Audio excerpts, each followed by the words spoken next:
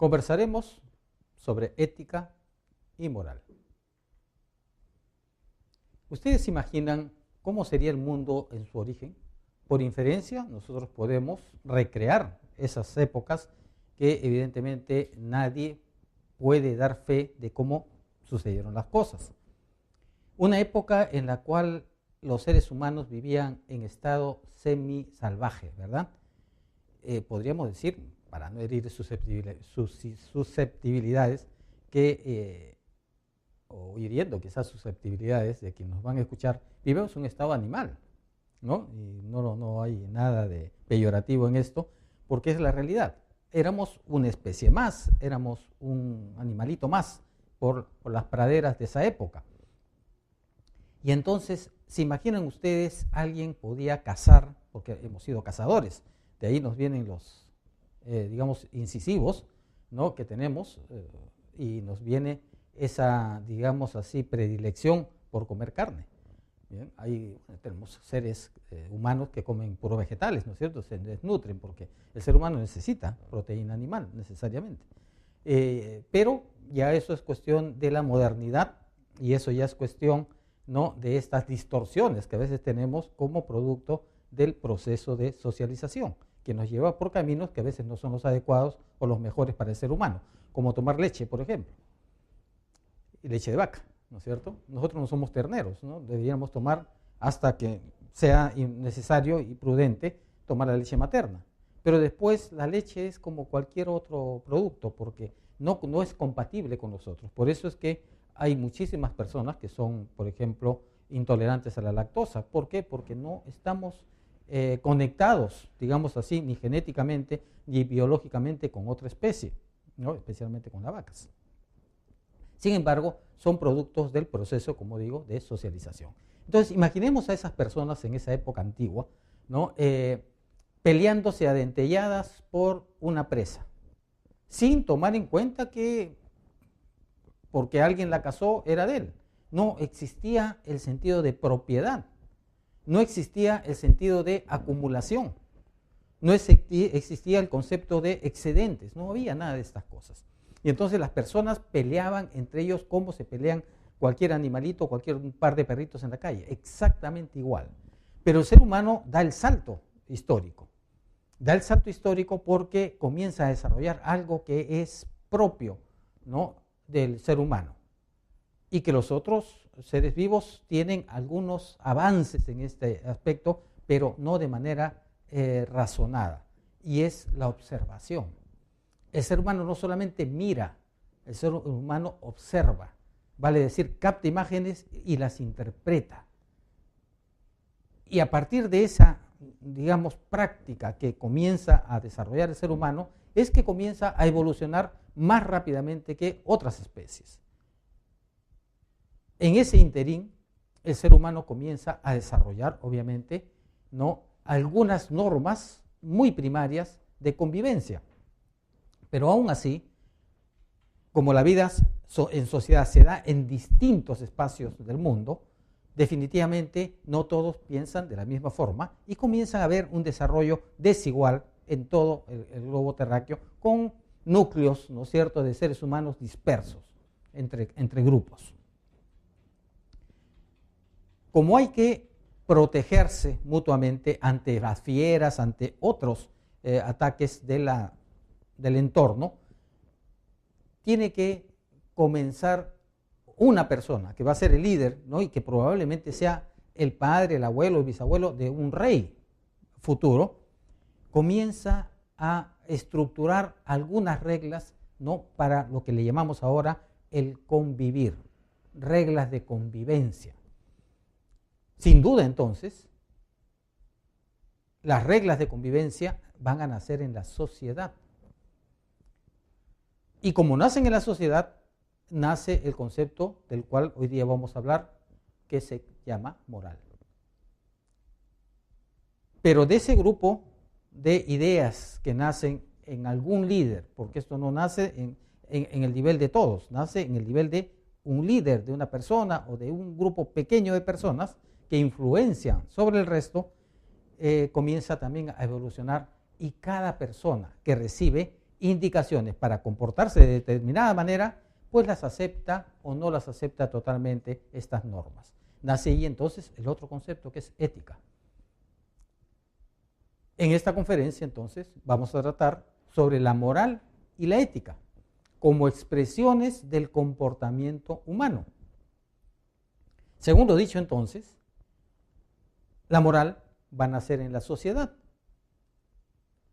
y la ética va a nacer en el interior de los seres humanos.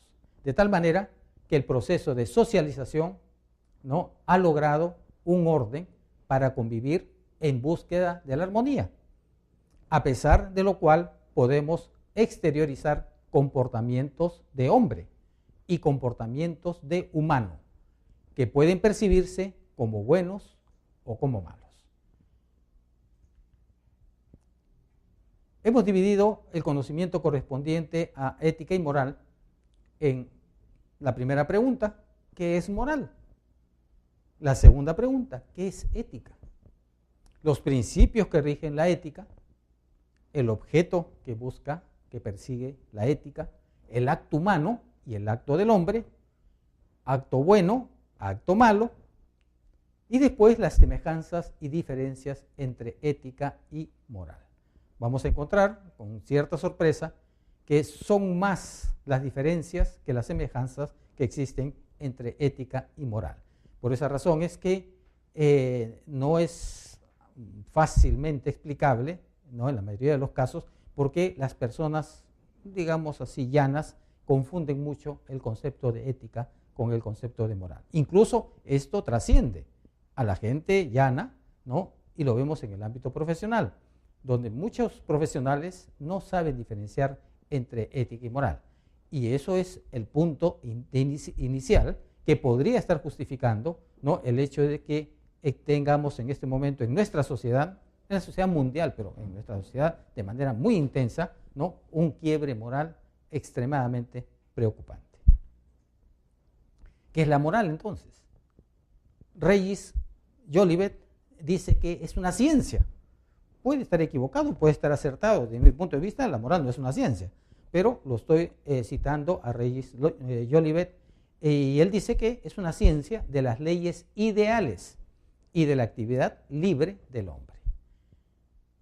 La actividad libre del hombre, en el caso de la moral, se podría circunscribir solamente al hecho de haber tenido esa amplitud, ¿no?, permisible para que algún líder dijera, ustedes van a actuar de acuerdo a estas normas. Quizá la libertad, un poquito discrepando con Reyes Jolivet, quizá esa libertad fue muy restringida solamente a ese espacio inicial.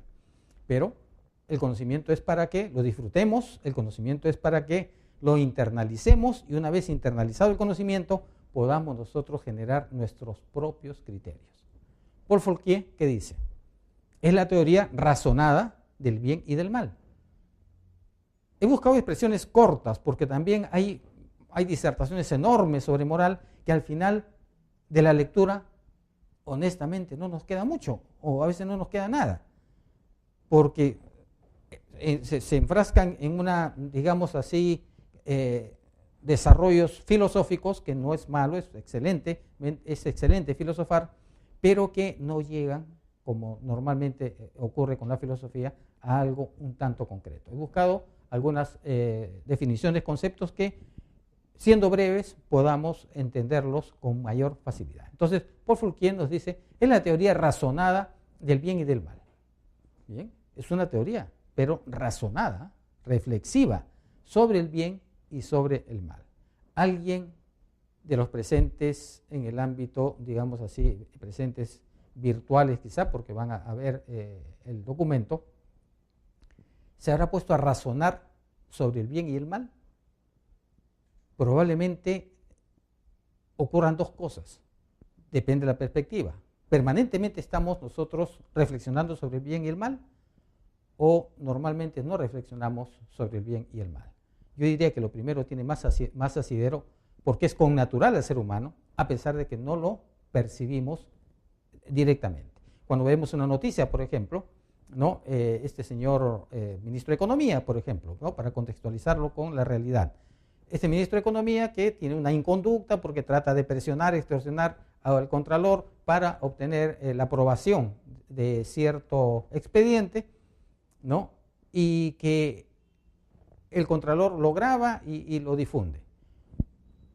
Estamos analizando, reflexionando sobre el bien y el mal al escuchar esa noticia permanentemente, ¿verdad?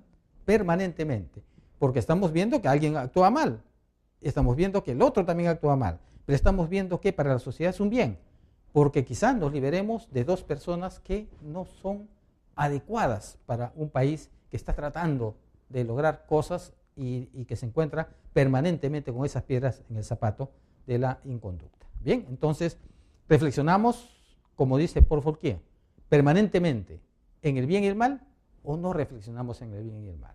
Yo creo que sí reflexionamos. Lo dejo también en la pregunta.